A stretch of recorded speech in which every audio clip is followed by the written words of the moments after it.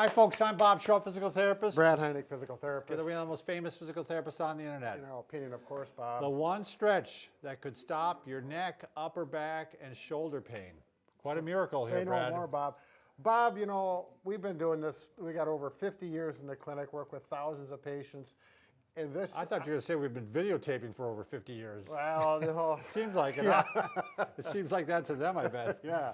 yeah, we're putting them through another torture series of video. But anyways, I'm sure you agree with this stretch is probably gave us more success with shoulder, neck, and upper back pain than anything else. That's right. If you're going to pick one stretch, this is it. Right. I mean, it may not work, but it's the one that's going to most likely work. Right. So. And it has other benefits as well. But yeah, if you did join us for one of these torture sessions, you know, shame on you. But you might as well subscribe to us now because we provide videos on how to stay healthy, fit, pain-free, and we upload every day. Also, go even further yet and go over to Facebook and like us because Brad and I, as children, we're not liked. It was a torture session as children. Let's go on with the now video, we're trying to get better. All right. All right, what do we got here? We got to get Sam out, our new skeleton. Yeah, Sam, the new skeleton from 3B Anatomical. Okay, so here we go. We're looking at people that have a pain pattern right behind Gumby. Not that you have a Gumby on your shoulder, but you can imagine that for a little remembering cue. So if Gumby was on my shoulder, he's hard to get out of there. He is hard. Yeah. If he's on, we're looking at everything behind. Right. So kind of the low neck, the shoulder. A lot of times in the shoulder blade or just down in the in between the shoulder blades. A lot of times I have patients, and I've had this too, where they say, you know, it feels like tingling right at the low neck. They get weird sensations right there. Right, and this is a good exercise because that's kind of a precursor to the worst things coming up. Right. If you continue with your poor habits and or even a tight feeling. Yeah. If you get a tight feeling there, that's usually, like you said, a precursor to pain. Pain's coming. So the whole thing is we got referred pain from the low neck. Yep. Okay. One area that if you have pain here in the shoulder that's related to reaching overhead, this exercise probably is not going to work. If you have pain in the front of the shoulder, then it's probably not. We're talking about back here, which is quite a bit, quite a bit. I mean, you can have neck pain that goes down the arm, but generally that's not going to make it. You know, the arm pain is not going to get worse when you lift the arm and put some resistance against it. So, again, we're kind of limited. Today we'll talk about pain that's coming from the neck, shoulder blade, and in between the shoulder blades. Okay. One little screen test that I use with my patients is I say, sit down and can you look back like this? And if they do this, they sit down and they go, oh, it kind of hurts. As soon as they start going back, it's like, I'm almost 100% certain, you know, this pain over here is probably from that neck. And same with me, I often see the correlation that they might have decent motion other ways, but as soon as they try to go back, it's limited. Right. And there's your sign. There's a good sign that there's possibly a neck problem and that it may be causing the pain going down further. Precisely. So we want to regain that motion. I mean, that's one of generally the cardinal principles of being a therapist. If it's lacking motion, you regain the motion, and a lot of times the pain will go down, coincide with it. So. Okay, so this stretch, we're going to show some variations. It's one stretch, but it's variations, but all of them, you're going to start to stretch. You can start with some chin tucks. Yeah. Yep. And the chin tucks, besides warming it up a little bit, is just getting you into the right position, the starting position. Yep. So I don't really consider it an exercise yet. This is just warming up, and then we'll go into the real exercise, which is extension. Okay, Bob. Why don't you do this one? Show your version, and I'll show the one I often. You do yours first because yours is easier. Okay. Just take a towel roll. I got a towel roll. I taped it. And go around low on the neck, not up here, but down low on the neck. You're gonna good posture. Yep. Good body posture. And you need a chair that doesn't go too high. This one goes right about my shoulder blade level.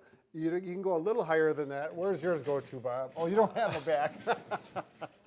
So, but if you got a tall chair that comes up here. I don't have a spine, Brad?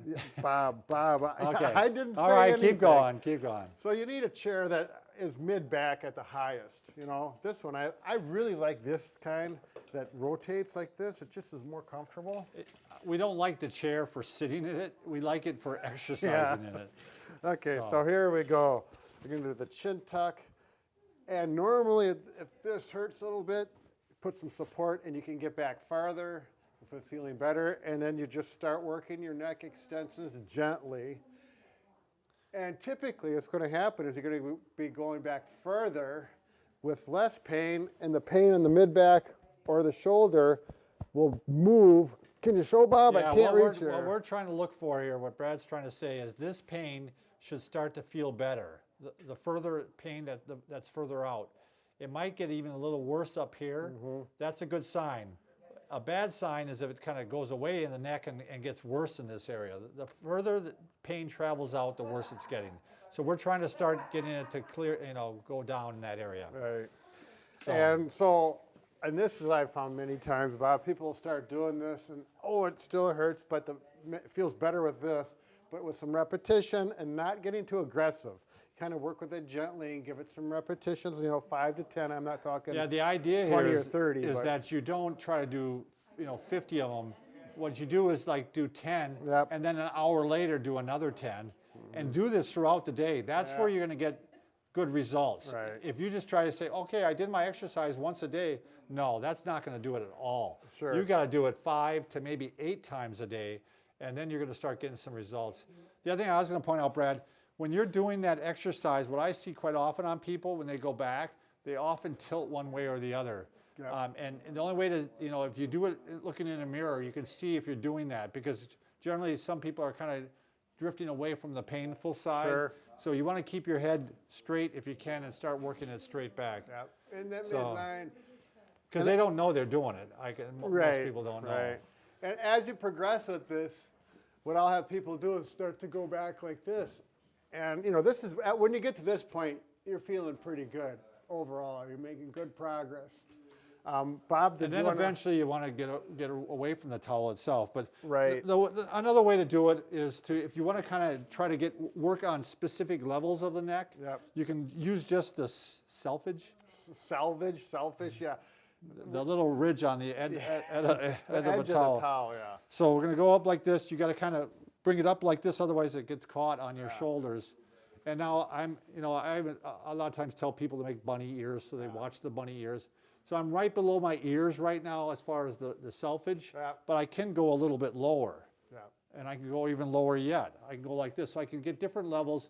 I keep the bunny ears up by my eyes, and now I'm going to go back, and my arms, my eyes follow the bunny ears follow me. So we're moving right along at the same time. Here, try the chair, Bob. I want you to try that. Brad, that's very kind of you. I'll have to see if this works here. I never really use this type of chair, but. Oh, boy, I didn't either. It was an accident one day. I was in there and I used it, and it's like. He's right. You know that? You get that? Yeah. It goes with the tilts, back. Yep. And actually, it's working a little bit on that mid-back too, I think, is what it's doing. You get the full stretch. So yeah, this is another alternative. I mean, if you can go back without the towel, go ahead. I mean, if you're able to stretch it and not really, it doesn't make things worse, actually makes things feel a little bit better, don't use the towel. I've done it without the towel, and I've used my hands and just go back here and do that. And then you can kind of massage those muscles. Have you done that, Bob? I have not, no. But that's a good idea. Yeah, try it. Yeah. Do you want to show that strap? Yep. I would grab right here and. Because you can get specific. Yeah, you can get specific on the levels. If you got a stretch out strap, these work really well because they're narrow and they, particularly if you have arthritis or you have a hard time grabbing onto the towel, these have loops every 6 inches or so. But because they're so narrow too, you can really get on specific levels of the neck. So when Bob's talking level, we're talking the vertebra, C7, C6, and then we go back here, and if we do again, you might keep it up by the eyes. Yep. And that's often a great place to put it. You can also just put it down like this. Right here and hold it. Again, you do what makes it feel better. This should make things feel better, not worse. It's not a no pain, no gain stretch. It's as you do it, things clearly get better. Shoulder and the back feel better, and it works up to the pain, like Bob mentioned, the centralizing aspect of the stretch. So yeah, we're keeping things real simple here. It's not hard to do, and give it a try. If it doesn't help, we have some more advanced stretches you can Sure. try. But this is going to help a lot of people. I Yep. mean, this is going to help. So once again, Bob, just another tool in the kit, but we're still working on that big tool to Yeah. fix the You are a big tool. By the way, we can fix just about anything except for, broken heart. but we're working on it.